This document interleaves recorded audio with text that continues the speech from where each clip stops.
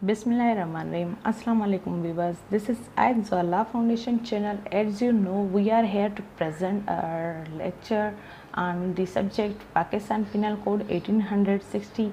After a huge gap, I am here to present my topic section number 123, concealing with intention to facilitate design to waging war. छुपाना कुछ ऐसा जो कि इस नियत से कि वो फैसिलिटेट करे, सहूलत फराहम करे, डिज़ाइन टू वेज अ वार, यानी जो वार किसी कोई बंदा या कोई ग्रुप या कोई ऐसी कम्युनिटी वार छेड़ना चाहे और उसकी जो डिज़ाइन है यानी उसका जो प्लान है या कुछ भी उसका मटेरियल वगैरह उसको छुपाना, और वो किसको फैसिलिटेट कर रहा है? उन लोगों को जो वार छेड़ना चाहते हैं। ठीक है, तो इसमें यही बात है कि जो वार के ख़िलाफ़, मतलब अगर कोई पाकिस्तान के ख़िलाफ़ वार छेड़नी हो और उसमें जो जो चीज़ें काम आएंगी, कोई बंदा उन चीज़ों को छुपाए। ठीक है, चाहे वो एक्ट हो या ओमिशन हो, कुछ भी हो।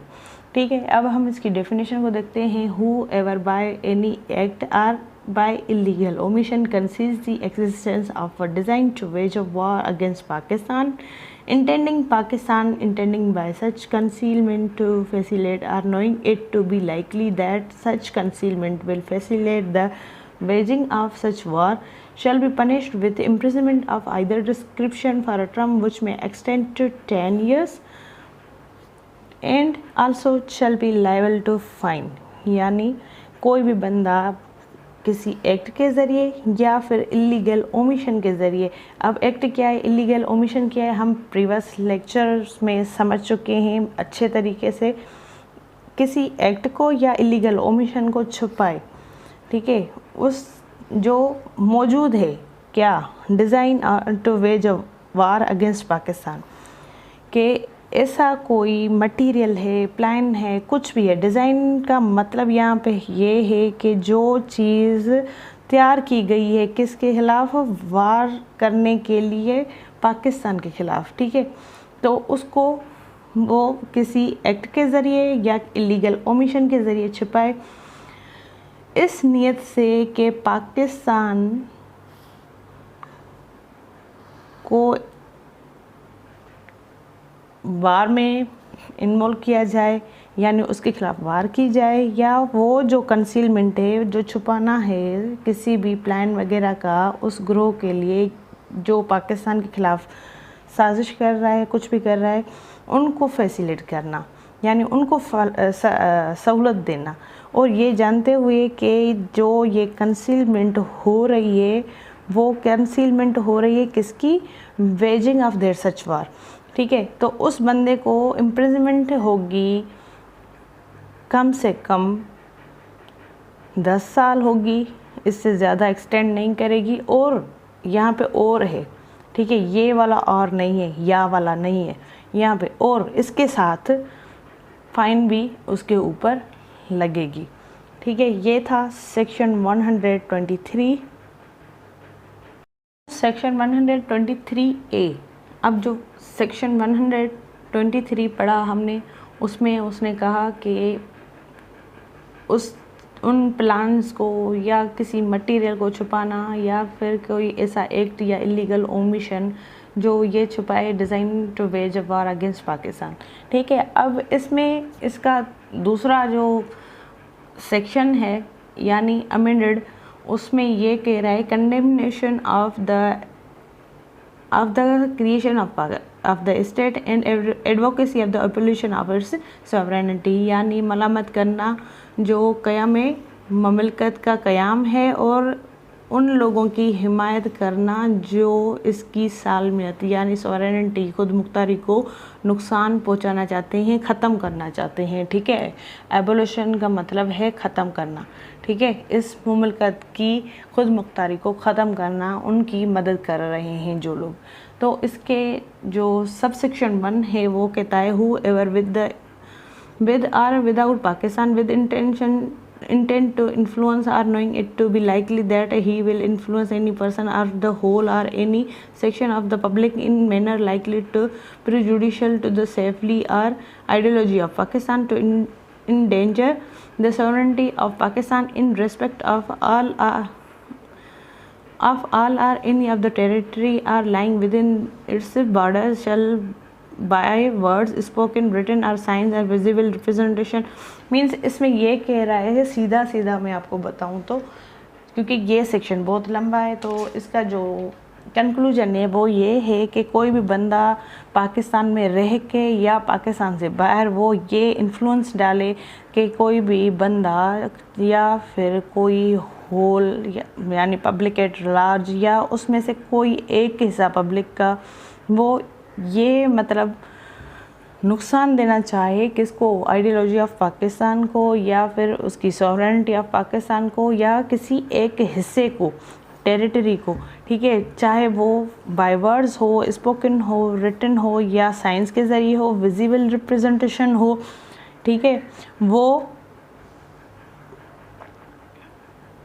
मलामत करे क्रिएशन ऑफ पाकिस्तान को, condemn the creation of Pakistan, और इस नीयत से कि वो पार्टीशन जो हुआ था हमारा इंडिया के साथ वो इफ़ेक्टेड हुआ था 15 अगस्त को 1947 था, वो इंडिया की वजह से इफ़ेक्टिव हुई, और या फिर ये एडवोकेसी करे और ख़त्म करना चाहे सॉवरेनिटी पाकिस्तान की पूरी तरह से या फिर उसकी टेरिटरी के किसी हिस्से में या बॉर्डर के हिसाब से, और ये कहना चाहे कि जो कि पाकिस्तान की किसी टेरिटरी यानी कोई हिस्सा पाकिस्तान का जो कि जम किया जाए किसी पड़ोस वाले मुल्क से, यानी जैसे कश्मीर है हमारा, तो यहाँ पे ये बॉर्डर है, ये ऊपर कश्मीर है, ठीक है, ये पाकिस्तान वगैरह है, तो ये जो हिस्सा है तो कश्मीर हम बोलते हैं हमारा है और इंडिया वाले कहते हैं हमारा है, तो उन चीज़ों की हिमायत करना कि मतलब पाकिस्तान में बैठ के वो बंदा कहे कि नहीं जो ये हमारा पाकिस्तान वाला आज़ाद कश्मीर है ये भी उनका है, तो इन चीज़ों को जम करना चाहे किसी नेबर स्टेट में, तो उसके लिए पनिशमेंट होगी रेगरस, और जो कि होगी एक्सटेंट मीन्स ज़्यादा से ज़्यादा 10 साल होगी, और उसके साथ उसके फ़ाइन भी दिया जाएगा, ठीक है। ये पाकिस्तान, ये इंडिया, ठीक है, ये कश्मीर। ये जस्ट एग्जाम्पल है आपको समझाने के लिए, हालांकि ये एक इंटरनेशनल इशू है, इसमें मेरा कोई लेना देना नहीं है और ना ही मैं इसको सॉल्व कर सकती हूँ, जस्ट मेरा एग्जाम्पल देने का मतलब यही था, ठीक है। तो मतलब ऐसी चीज़ों को जो भी हिमायत करे या फिर मलामत करे पाकिस्तान की आइडियोलॉजी को, क्रिएशन को, और उसके साथ जो सॉवरेनिटी है उसको, या किसी हिस्से में पाकिस्तान की गवर्नमेंट को या पाकिस्तान की किसी चीज़ को ख़त्म करना चाहे, तो उसके ऊपर ये 10 साल वाली सज़ा और उसके साथ फ़ाइन लग सकती है। तो ये था हमारा section 123A। So thank you so much viewers, हमने आज पढ़ा 123 section and 123A section. 123A का सबसेक्शन 2 कहता है notwithstanding anything contained in any other law for time being enforced when any person is proceed against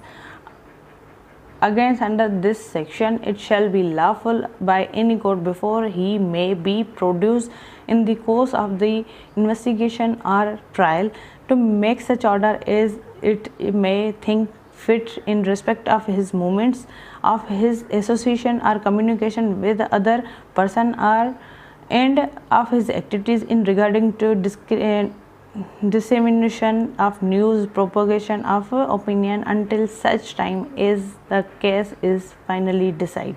यानी इस section के तहत वो चीज़ें भी ध्यान में रखी जाएंगी और वो चीज़ें इसमें इंक्लूड होंगी कि जो बंदा है कि जिसके अगेंस्ट वो मुकदमा चल रहा है, किसके तहत, इस सेक्शन के तहत 123 के तहत, कि उसको लॉफुली किसी कोर्ट में पेश किया जा रहा है, जो भी कोई कोर्ट हो जहाँ पे उसके खिलाफ इन्वेस्टिगेशन चल रही हो या ट्रायल चल रहा हो, और वो कोर्ट वो ऑर्डर जारी करे, वो जो कोर्ट है जिसमें भी उसका केस वो चल रहा है, इस सेक्शन के अकॉर्डिंग 123 सेक्शन के 3A के अकॉर्डिंग कहीं पे भी उसका केस चल रहा है, तो कोर्ट ये ऑर्डर जारी करे कि जो उसको सही लगे कि उसकी मूवमेंट पे पाबंदी आयद होनी चाहिए उस बंदे की जो ये चीज़ें कर रहा है, मलामत कर रहा है, या फिर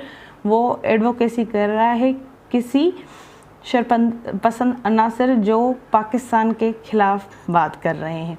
ठीक है, उनकी मूवमेंट पे और उनकी एसोसिएशन पे, उनकी कम्युनिकेशन के ऊपर जो वो दूसरों तक मुंतकिल कर रहे हैं, उनकी एक्टिविटीज़ यानी जो अपने सर्कल में वो एक्टिविटीज़ कर रहे हैं उनको रिस्ट्रेन किया जाए, पाबंदी आयद करनी चाहिए, और उनके ख़िलाफ़ जो कोई भी न्यूज़ वगैरह, प्रोपेगेंडा वगैरह वो अपना दे रहे हैं, चला रहे हैं, उनके ऊपर टोटली पाबंदी आयद होनी चाहिए जब तक वो केस फाइनल नहीं हो जाता, यानी डिसाइड नहीं हो जाता, उसकी जजमेंट नहीं आ जाती। ठीक है, ये था सब सेक्शन 123A का 2. Now the subsection 3.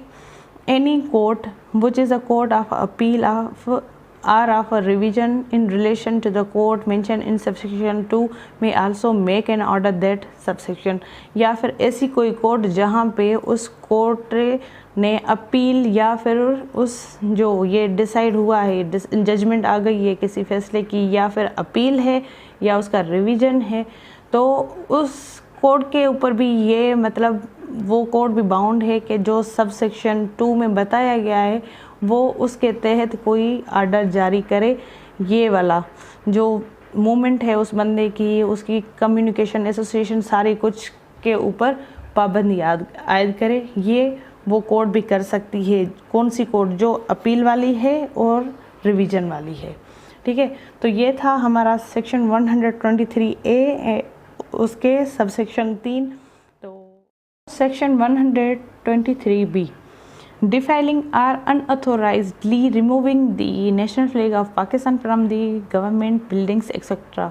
यानी बेहुरमती करना या फिर अनऑथोराइजली उस परचम को, जो पाकिस्तान का नेशनल फ्लैग है, उसको उतारना कहाँ से? गवर्नमेंट की बिल्डिंग्स से। ठीक है, whoever deliberately defile or puts on fire the national flag of the Pakistan or unauthorizedly removes it from the any building, premises, vehicle or other property of government shall be punished with imprisonment of either discretion for a term which may extend to 3 years or with fine or with both। ठीक है, यानी जो कोई भी बंदा जानबूझ के defile करे, बेहुरमती करे पाकिस्तानी परचम की, चाहे वो उसको जलाए या फिर कोई फाड़ दे, कुछ भी कर दे। ठीक है, कहाँ से? नेशनल फ्लैग जो कि अनऑथोराइजली रिमूव करे, कहाँ से? किसी बिल्डिंग से, किसी जगह से, किसी व्हीकल यानी गाड़ी से, या फिर अदर प्रॉपर्टी जो कि पाकिस्तानी गवर्नमेंट की मिल्कियत है। ठीक है, उस बंदे के ऊपर पनिशमेंट होगी, उस बंदे को पनिशमेंट दी जाएगी 3 साल और फाइन, या फिर दोनों। ठीक है, या उसको 3 साल सज़ा होगी, फाइन नहीं हो सकती, या फिर उसको फाइन और सज़ा दोनों दी जा सकती हैं। ये सेक्शन 123B बता रहा है। सो अपनी दुआओं में मुझे याद रखिए। Please do like, share and subscribe my channel. And Allah आपका हामी और नासर। हम मिलेंगे नेक्स्ट लेक्चर में इंशाल्लाह।